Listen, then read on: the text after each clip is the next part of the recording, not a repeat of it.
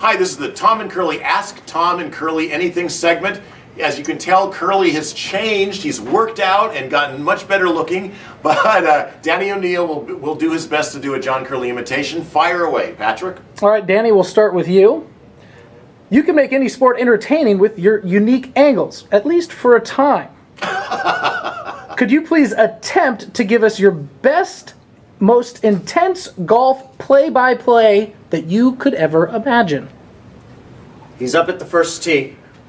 All expectations are on him. Young son Ryan Moore playing near his hometown. He's back. He hits it up. Oh, he's crushed this one. He got all of that one. Off the cart path, into the bunker. It hits a woman in the ear. No. That is not the hole-in-one you want, Tom. That is not the hole-in-one he was looking for here Assault. at University Place. In fact, the police are now going to be inquiring of young Ryan Moore.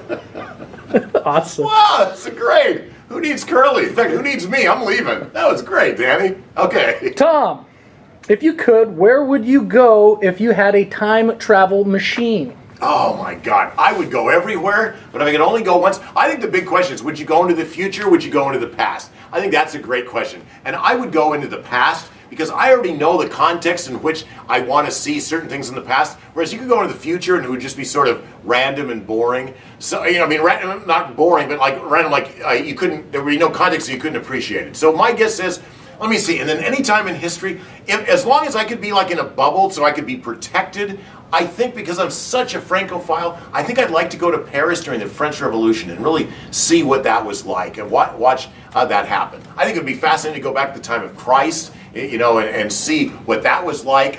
There's so many great periods in history. I'd love to hang out with James Joyce in Paris as he's writing Ulysses and trying to get that published. I mean, there's so many great things. So I think I would definitely do it in the past, and I would be happy to go to any century, as long as I was protected and didn't have to worry about hygiene and getting diseases or knifed to death and all of that. It's amazing that answer is so wrong. The only answer is get a sports almanac and go to Las Vegas in 1952.